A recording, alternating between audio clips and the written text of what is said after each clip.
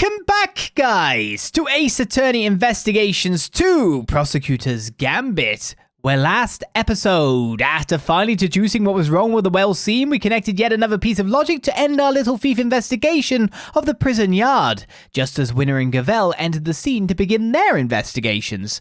However, we decided to engage them in debate, leading us to the most likely killer, Warden Laguarde. We now take her testimony, as she claims, I didn't do it.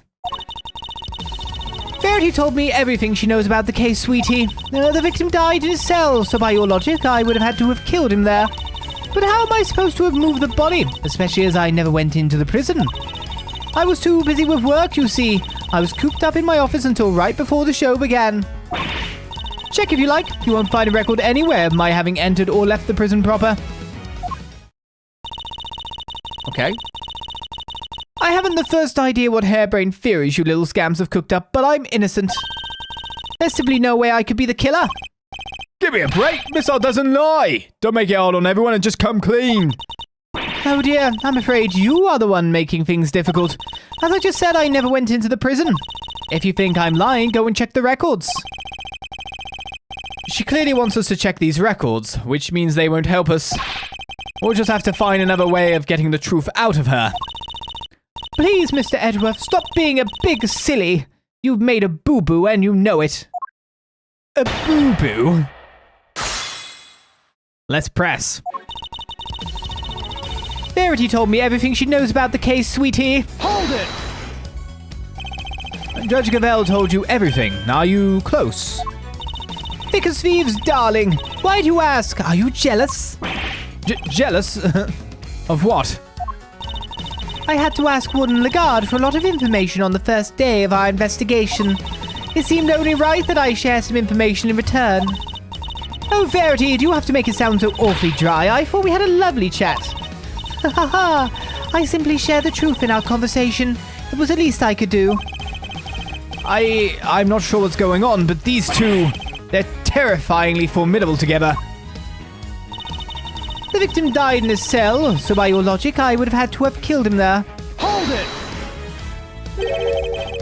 The murder took place in his cell. You seem very happy to accept that. And why shouldn't I be? It seems the most likely place for it to have happened without drawing attention. Besides, they found nice blood in his cell. Yes, but that was from being struck by Mr. Carcerato. Though I needn't tell her that, I suppose. I take it there's also been no testimony to the contrary. What does it matter? Knight being killed in his cell doesn't go against any of the facts anyway. But how am I supposed to have moved the body, especially as I never went into the prison? Hold it! Do you have any evidence that you didn't enter the prison? Please, darling, let me finish. I was too busy with work, you see. I was cooped up in my office until right before the show began. Hold it! So you were in your office the whole time, and you didn't notice anything unusual? No, I can't say that I did. And you didn't notice anything missing? I must confess, I'm a rather messy girl. And a forgetful one at that. I put something down and it's lost forever. It's a curse, darling, a curse. I even lost some important evidence recently. It was gone, poof, just like that. What? And she still has a job? Honestly, if somebody came into my office and took something, it might be years before I noticed. It seems like I'll need more than the power room key to expose her. On the day of the murder, I was working in my office. Oh, and looking for something I'd misplaced. Even if I'd had a reason to go into the prison, I simply wouldn't have had the time. How are you running a prison? Check if you like. You won't find a record anywhere of my having entered or left the prison proper. Hold it! Sure, maybe you didn't go through the main entrance to the prison. But what if you took another route? Oh, come now, sweetie. Surely you don't mean that awful filthy tunnel they discovered. Why, until yesterday, I had no idea it even existed. No, you had another way in. I'm certain of it. Is it right behind me? A route that didn't require going through the main entrance or the tunnel. The route you took went through this location. I guess I'm presenting here? Take that! Through the fence? Warden, you took Knight from his cell and brought him to your office, which just happens to be connected to the yard. If you had a way through the fence, then you would have been able to circumvent both the entrance and the tunnel. A gold star for creativity, darling. And how would I have gotten through the fence, The extremely high fence, toppled with razor wire, with thousands of volts of electricity going through it. Yes, how is she supposed to have gotten through that, The fence's electricity supply can be cut off from the power room, and only you had the key, Warden. No one but you could have done it. Utterly ridiculous. The power room is on the prison side of the yard. Warden Laguarde was on the detention center side. How would she even have reached the power room? She's the warden, she can go round. Exactly, Verity, darling. Well, Clever Puss, you've dug yourself a real hole now. If there is no record of Warden Laguarde having entered the prison proper... Oh yeah, that's the record. Then the idea that she could have shut off the fence by using the breaker is out of the question. What if she turned all the powers off? Or beforehand, premeditated. But there must be some way she could have done it. She did it before?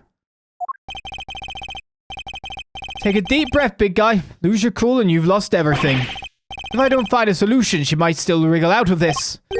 Hey, I said take a deep breath, not freak out and completely lose your cool. There's nothing to be gained by banging your head against the same wall, yeah? No matter how you look at it, Warden Laguarde couldn't have done it alone. Mr. Edgeworth, Objection! if you could not find a... I objected. You aren't doing yourself any favors by obstructing justice with your silence. That was a reflexive objection. But now that I've yelled it, if I don't come up with an answer, it's all over.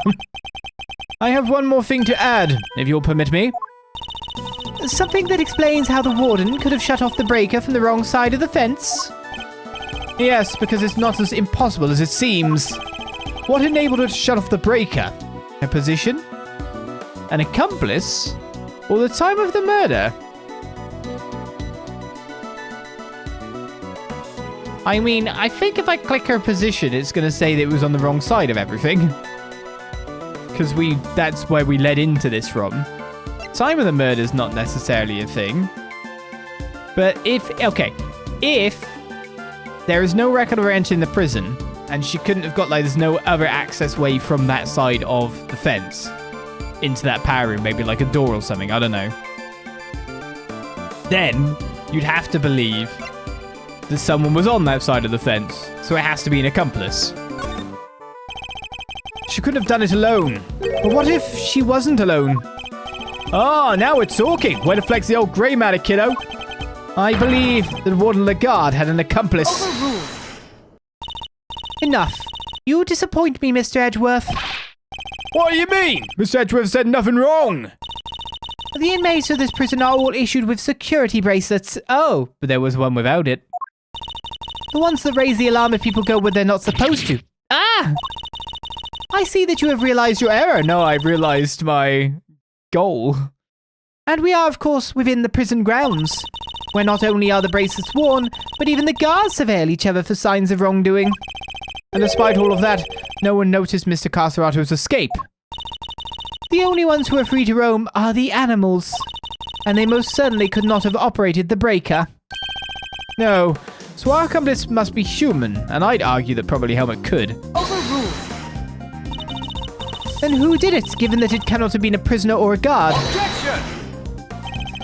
I wouldn't be so quick to rule out either, Your Honor. The fact is, there is one person, someone whose movements weren't restricted. And I have just the evidence to show who that free-roaming person was. There be this. Take that! This is one of the prisoner's bracelets. Indeed, a broken bracelet belonging to a certain self-proclaimed model prisoner. What do you mean? And who is this prisoner?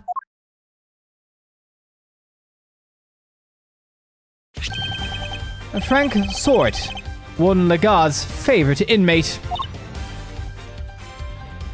Ugh. You licking the sweat? It's strange, isn't it, Warden? That he was able to keep his broken bracelet hidden and wander freely around the prison all the while. That is pretty funky, and I don't mean in a good way. It couldn't be the case that he was permitted some sort of special leeway, could it? Although you are in the habit of giving such leeway to certain others. Bodied harmer Canis, for example. Mr. Edgeworth, that is pure speculation. In that case, why did we ask Mr. Sword himself? I'm confident he will confirm for us that he and Warden Laguarde were accomplices in this crime. If the two of them had worked together, a certain route into the prison becomes viable. The real route by which Knight was moved from his cell to the prison proper. Recall that there were two big obstacles in her path. First, the security camera outside Knight's cell. Second, the electrified fence in the yard. But she was able to remove both obstacles in one fell swoop, by having Mr. Sword shut off the corresponding breakers. Alright, Mr. Edgeworth, you've had your fun. And, do you still deny it, Warden Laguarde? No, darling, you've got me. I admit it. Warden! Tell me this isn't true! Sorry, Verity, honey, I'm afraid it is. Frankie helped me do it. No way! You did it, Mr. Edgeworth! You got her! Yes, we usually have this music accompanying the point that I've got her. Nice shooting, cowboy! She won't be wriggling out of this now! As Mr. Edgeworth said, I had Frankie switch off the breaker. But we didn't kill Knight, did we? No, sweetums, no, we didn't! What? Warden, explain yourself. Oh, Verity dear, I doubt your precious goddess will want to hear my excuses now. She is all merciful. You have but to confess and you shall be saved. Oh gosh, alright, I was being threatened. I had no choice but to do as he said. Who's he? Bodied harmer Canis, that awful assassin. Canis? How long has it been since that awful man came here to my beautiful prison? I'll never forget the day he arrived.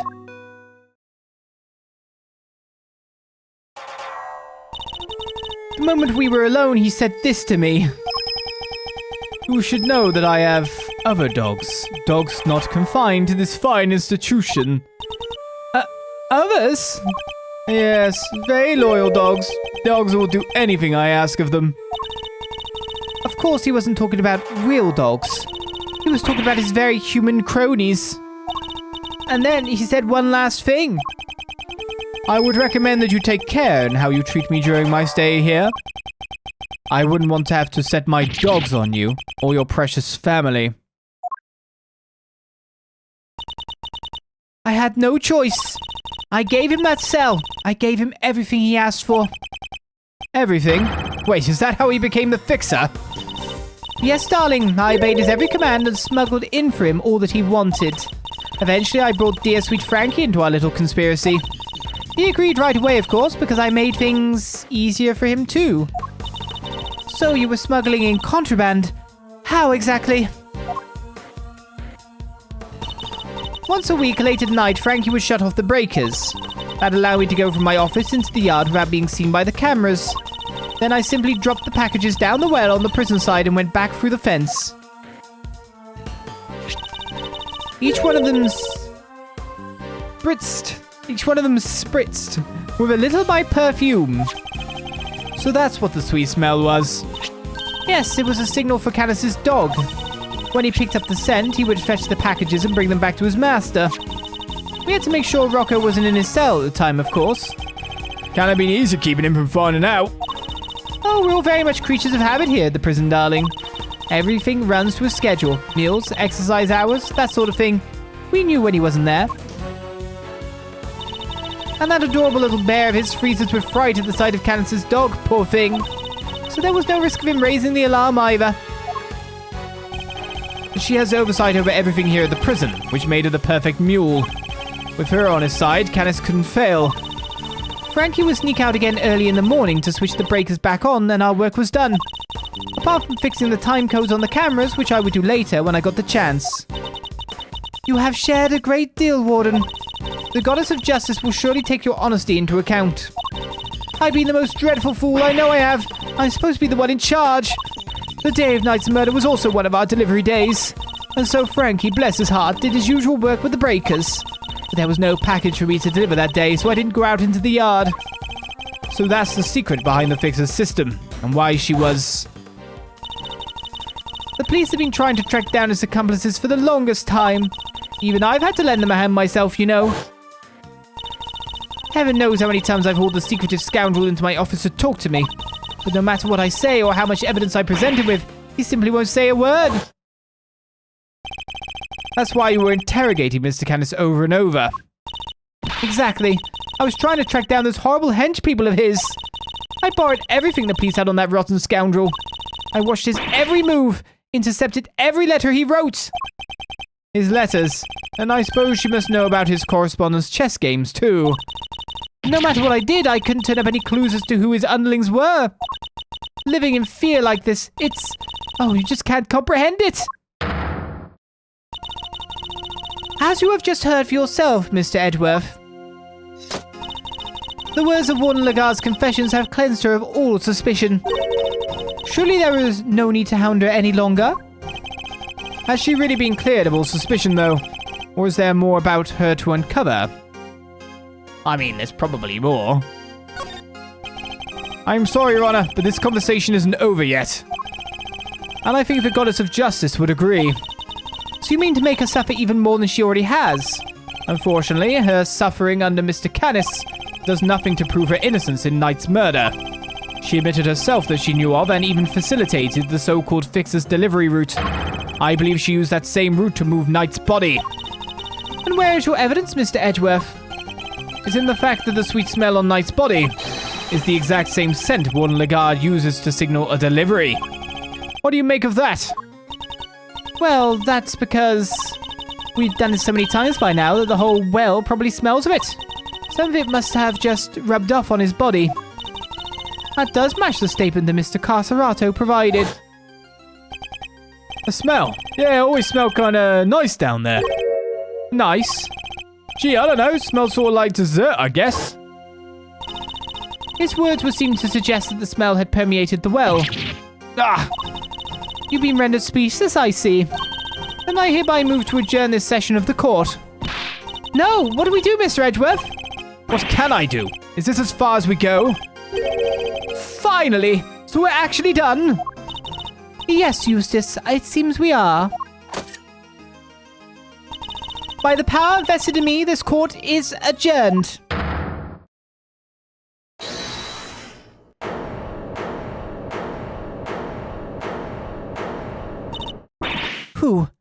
Who was that?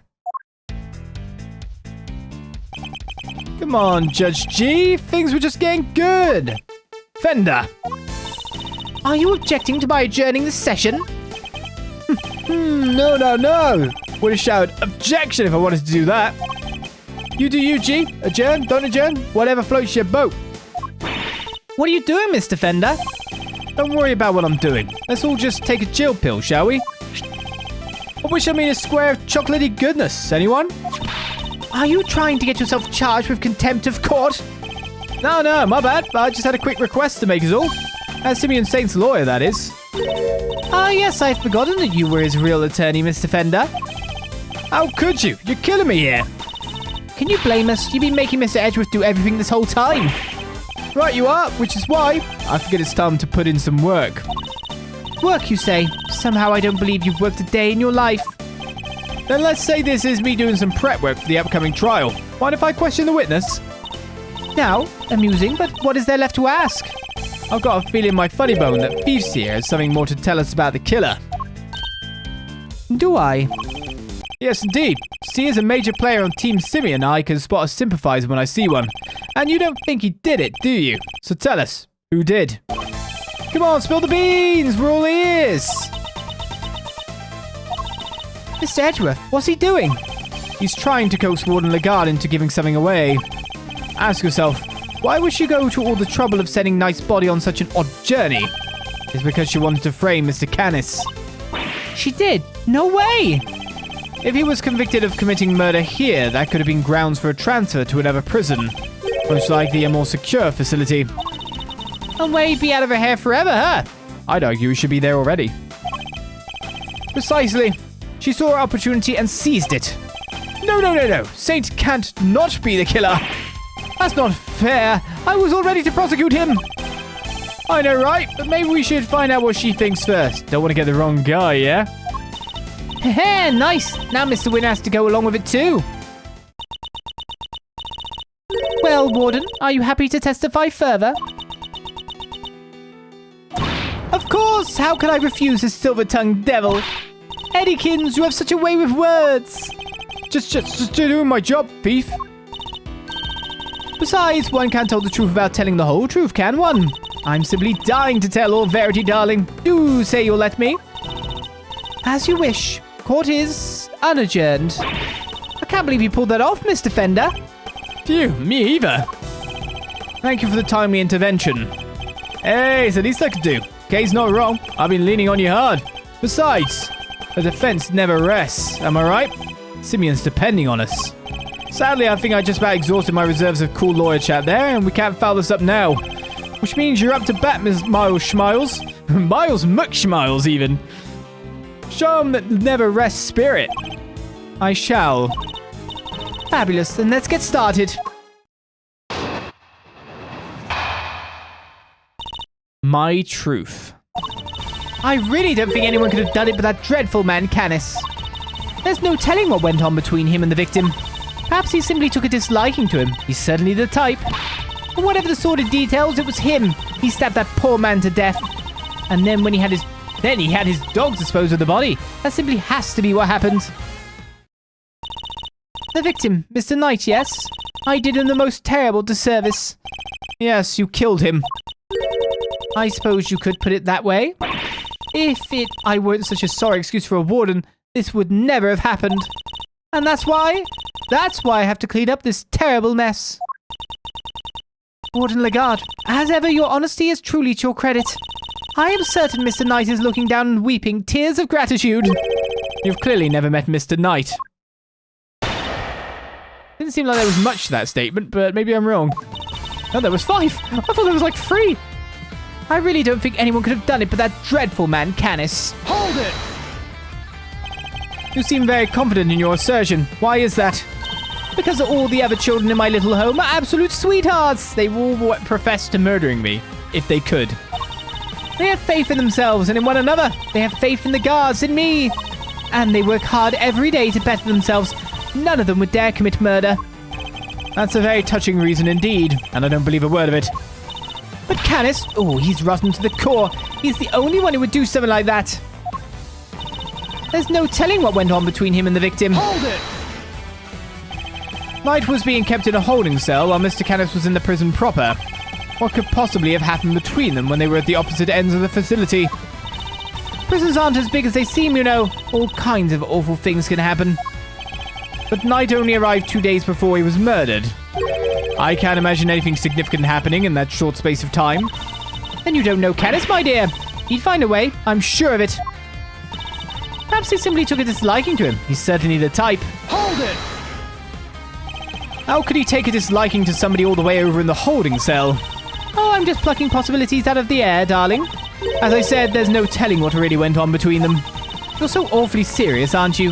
Not that I mind, of course. But why is she looking at me like that? So noble, so dashing in that marvelous suit, so clever! I can feel myself becoming your biggest fan, darling. I really can. Ugh. Stay with me, Edgeworth. Mr. Edgeworth, please. I wasn't prepared for that mental onslaught. Whatever the sordid details, it was him. He stabbed that poor man to death. Hold it! What more can you tell us about those sordid details? Well, we all know what Canis once did for a living. I doubt the killing part gave him much trouble. Especially as the victim was already injured. His neck, I think? Couldn't turn his head to the right, poor dear. That's what they told me when they brought him in anyway. They must make some sort of report for the, warden when new prisoners are admitted. You seem keen for us to think you didn't know much about Knight. That's because I didn't, sweetie. And the victim was simply a fun target to that monster, nothing more. I expect Canis used the chisel that was hidden in that chess set, don't you? Awful grisly business. Just imagine, the man probably didn't even have time to cry out. I see. Thank you for your thoughts. They were very helpful. Actually, I'd like to hear about them in a little more detail, if you don't mind. Oh, Mr. Edgeworth, you're making me blush. I could chat with you all day. Oh, don't look so nervous, darling. I'm only teasing. Of course, we can talk about them some more. I expect Canis used the chisel that was hidden in that chess set, don't you? Did we ever prove conclusively it was in there? Did we ever do that? Hold it! And which chess set would that be, precisely? Why, the one the victim brought in, sweetie. Do try to keep up. The victim was a certified chess fanatic, or so I'm led to believe. But the naughty boy snuck a chisel inside it. Can you imagine? How does she know about the chisel in the chess set? Only a few people were supposed to know about that. After all, we only learned about it thanks to certain deductions that we made. So, how did she find out?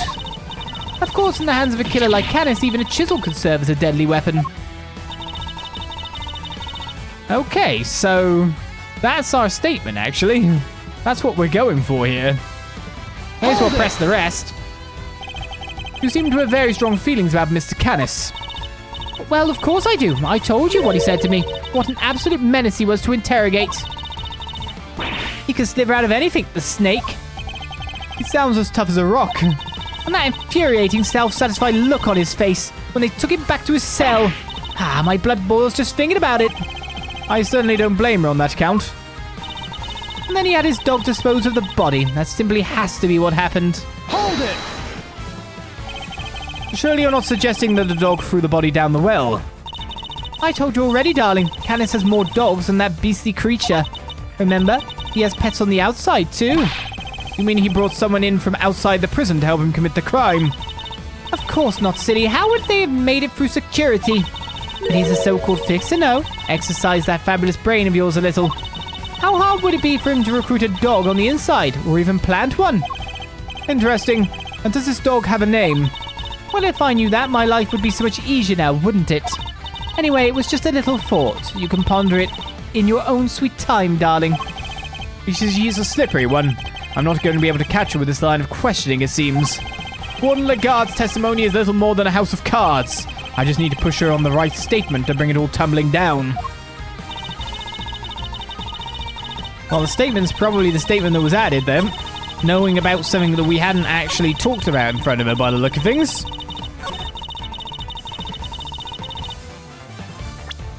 So my presenting it specifically, Knight hid a chisel in it to prevent it from being found by the prison staff, and that succeeded, but you're prison staff, so how did you know? Objection!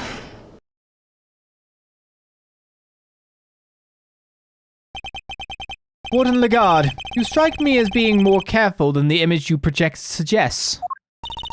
Oh, Mr. Edgeworth, please, call me Fifi, or Sweetie Pie if you prefer.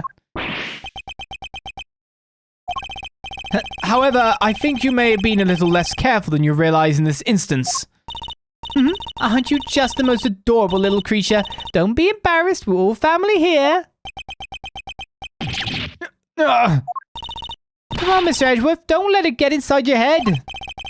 You said earlier that you didn't know much about Knight.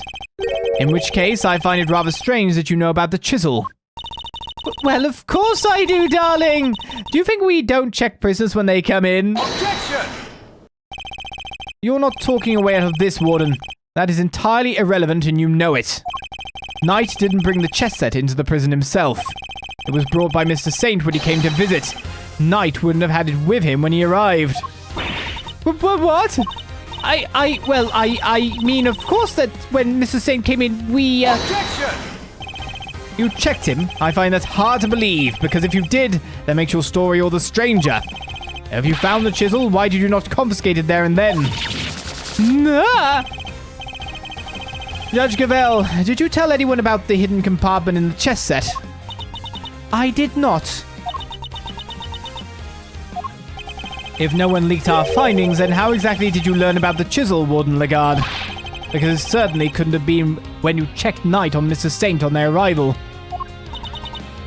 Indeed, such a thing would imply an intentional oversight if it had been found, yet let through. Precisely. So, Warden Laguarde, then answer truthfully this time. Where and when did you learn about the chess set? If you won't answer, then allow me. I submitted you. All right, darling. There's no need to rub it in. You got me all right.